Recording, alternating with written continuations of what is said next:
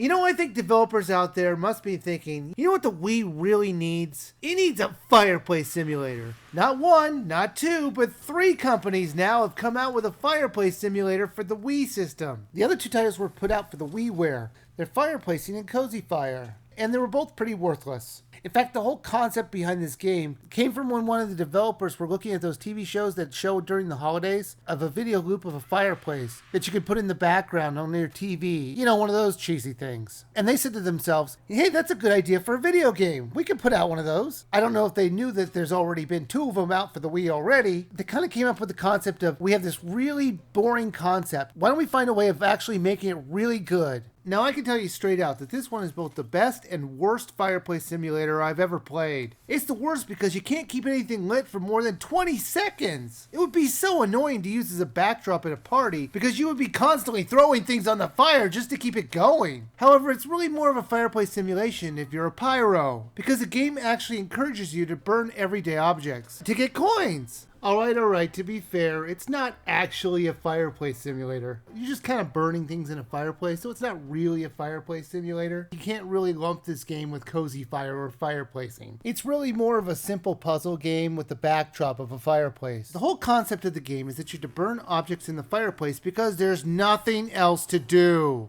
I mean, you could watch the TV, I guess, but yeah, let's burn it instead. It really is that simple. There's a massive snowstorm and you and a mysterious girl both have these special fireplaces, so you decide to burn everything you have. You just keep doing that one object after another. You can burn the same object as many times as you want, as long as you have the money to buy a new one. Now the story is played out through cards that you get in the mail, which of course you burn afterwards, but that's just the name of the game. The story might be simple to follow, but it is enjoyable to try and get to the very end. And yes, there is an ending to this game, and it's way different than anything you might even imagine. Now all this stuff kind of lights on fire fairly easily, even like bricks that you could throw in. What do? Douse these things in lighter fluid? These things shouldn't light up this easily. Now there is a wait time for the postman to deliver it to you, and boy, I feel sorry for that guy. Delivering some items to a person in a snowstorm just so that crazy fire starter can light it up. That is one dedicated UPS man. Now the wait time seemed a bit strange. They could range from a few seconds to a few minutes. You could speed up the time by using a stamp that would sometimes show up when you burn things. But I didn't get the wait time. It must have been put there just to extend the gameplay, and that kind of sucks.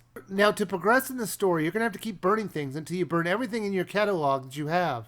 To unlock more catalogs so you can buy more things, you're going to have to combine things that you burn in a correct way. Or should I say in the combinations the game wants you to burn them in. They'll show you how many combos that you need to unlock the next catalog. And when you do that, you'll have a bunch of new things that you can burn and combine together. Now the game can be played completely off screen on the gamepad. And honestly, that's exactly what I did. There was no reason to look up at the TV. In fact, it was way easier to play the game that way. Why bother looking up at all when all the action can be played using the touchscreen? If you want though, you can play this using the Wiimote. But I see no reason to do this. Now Little Inferno was a nice looking object burning simulator. It had some nice fire effects and the ending was different, to say the least. But there really is only 3 to 4 hours worth of gameplay. After you beat the game, you can go back and burn anything you want, but honestly, after a while, it got really old. Now, I don't want you guys to get the idea that I didn't like the game, because I really did. I thought it had a charming feel to it, and I found it amusing to advance through the game to get new objects to burn. See, this is one of those unfair ones, because I could either do a buy or a skip, and this one feels more like a rent, but you can't rent it.